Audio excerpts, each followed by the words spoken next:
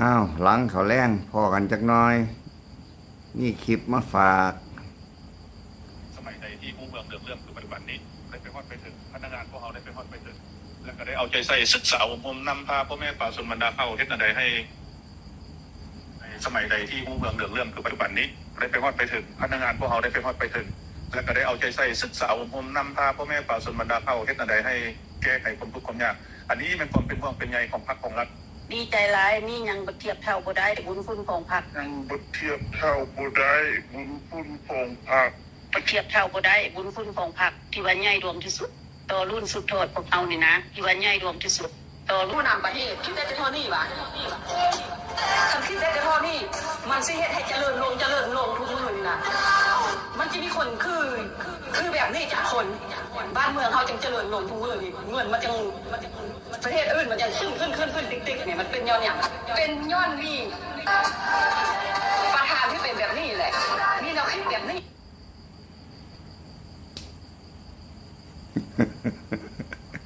เป็นไดบุญคุณของพรรคไทยบ้านทนบุญคุณของพรรคบ่ไหวก็เลยกันร่วมตัวกันนะสละแรงงานสละทุนทรัพย์เฮ็ดทางเข้าบ้านไผบ้านมันฝนตกฝนลงเขาก็ทนบ่ไหวเนาะเฮ็ดย่ำฝนก็เห็นอยู่แล้วว่ารถมอเตอร์ไซค์ก็ติดรถจักรรถยางก็พากันติดบุญคุณของพรรคทนบ่ไหวก็จำเป็นตอนไหนลงทุนลงแรงออกทุนลงแรงกันนะเฮ็ดกันเป็นอาทิตย์นะส่วนสิแล้วนะ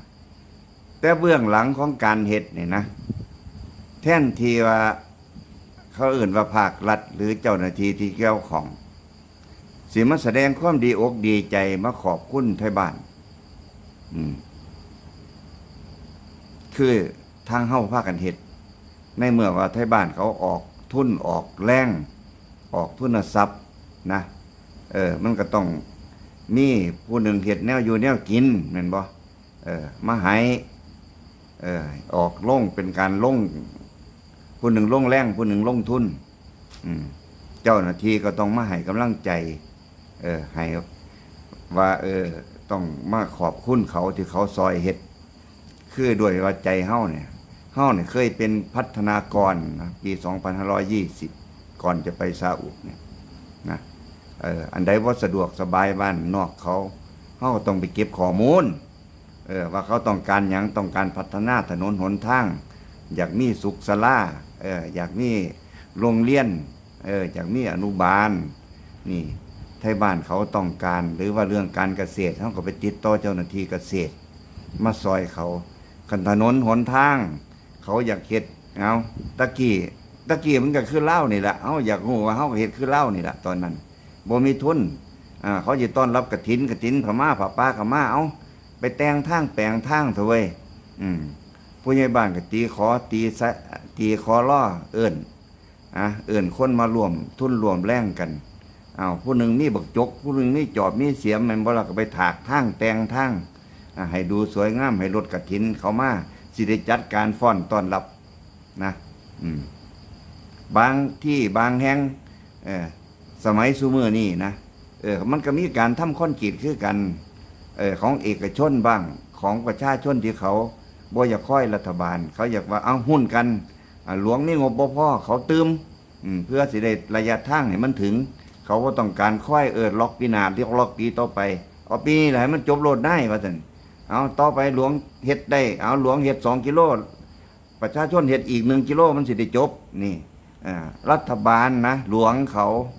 ก็แสดงความขอบคุณโดยวิธีขึ้นป้ายนะเขาก็มาขึ้นป้ายว่าหลวงออกเท่าใดเป็นเงินเท่าใดประชาชนที่เขามาเฮ็ดซอยหลวงเขาก็ไปขึ้นป้ายขอบคุณนะนี่คือผลงานขอบคุณประชาชนที่มาเอาใจใส่พัฒนาพื้นที่ของตัวเองเป็นได้หลักอักษรให้อยู่คู่กับถนนไปบัดนี้เล่าเป็นจังไดนี่แหละเล่าเฮ็ดคือจังคลิปเฮาเบิ่งนี่ล่ะเล่ามาซึมมายางขับรถมาเบิ่งบอกเขาว่าอย่าถ่ายรูปอย่าถ่ายลงโซเชียลเด้อภาครัฐอายว่าซั่นเฮ็ดเงียบๆไปโลดว่าซั่นนี่นะคำเว้าซ้ำนี่นะภาครัฐเพิ่นอายเพิ่นอยากอาย ห้ามถ่ายรูปห้ามลงโซเชียลอยากเฮ็ดก็เฮ็ดไปบ่ว่าหยัง พะนะ เบิ่งมันนี่คือความแตกต่างมันต่อไป ใจเนี่ยใจจิตใจของภาครัฐเนี่ยกับคนไทยเขาก็มีภาครัฐมีผู้รับผิดชอบอยู่คือกัน แต่เขาให้ความหมายไม่เหมือนกันนะเขามาเนี่ยเขามาให้ความร่วมมือ เขามาเพราะว่าสิเป็นวิชาการหรือว่าเขาสิมาส่งมาเบิ่งมาตรวจสอบงานให้ได้ใกล้มาตรฐานกับภาครัฐเขาเฮ็ดกับอบตเขาเฮ็ดนะเขาก็มาขึ้นป้ายขอบคุณนะเป็นการแสดงความยินดีนะขึ้นป้ายเอาไว้ด้วยผู้ใดก็จะได้รู้ว่าส่วนนี้เป็นส่วนของไทยบ้านเขาออกกันเฮ็ดกันซอยกันนั่นคือคนไทยเขารู้สึกจังสั่นเดี๋ยวเป็นยังไงรัฐบาลคอมมิวนิสต์มาอยากเรียนแบบประชาธิปไตยกูย่องบ่เป็นคันว่าประชาชนเฮ็ดเองเนี่ยแทนที่ว่าขอบคุณเขาบ่ได้ติขอบคุณเขาบ่เป็นเพราะเขาพัฒนาประเทศอยากอายว่าซั่นอยากอายว่าเจ้าของบ่ได้เฮ็ดมันบ่ได้หน้าเจ้าของนะงานบ่ได้เฮ็ดงานบ่ได้หน้าเดี๋ยวนี้ยังอยากอายอีกมันต่อไปน้องคิดเบิ่งว่ามึงพัฒนามึงอยากอายนี่นะแล้วมันสิไปใส่มาใส่เป็นเขาเฮ็ดแล้วเขาสิฉลองกันก็บ่ได้เด้เฮ็ดเงียบๆฉลองกันบ่ได้ฉลองความสำเร็จของไทยบ้านเองบ่ได้ย่านบ้านอื่นเฮ็ดได้บุย่านบ้านอื่นเลียนแบบ ย่านเขาเฮ็ดเอาเองได้เบิดบ้านใดก็สิเฮ็ดเอาเองได้เบิดเจ้าของสิบ่ได้หน้านะนี่มันคิดจังซี่มันเถาะมันอยากให้เขาชมเชยอย่างเดียว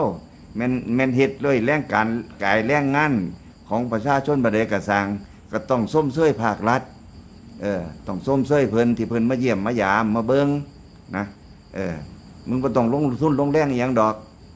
ดีบ่ดีมึงไปเบิกงบประมาณเอาแต่ว่าไทยบ้านเป็นผู้จ่าย นั่นจังซอยสิถูกใจต้องบอกว่านายเอานี่เฮ็ดไปนี่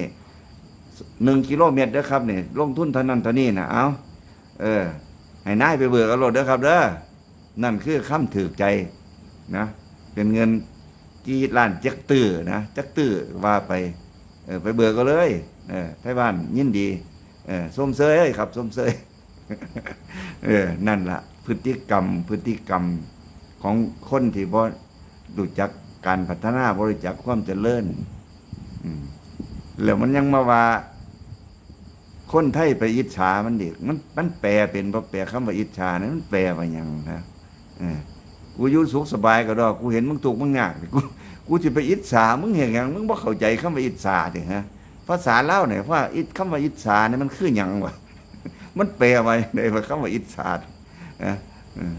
มึงทุกข์มึงยากก็ดอกมึงสิกูไปอิจฉาเนี่ยนะ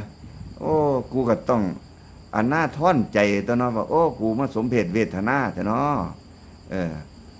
มึงก็ต้องวางสั้น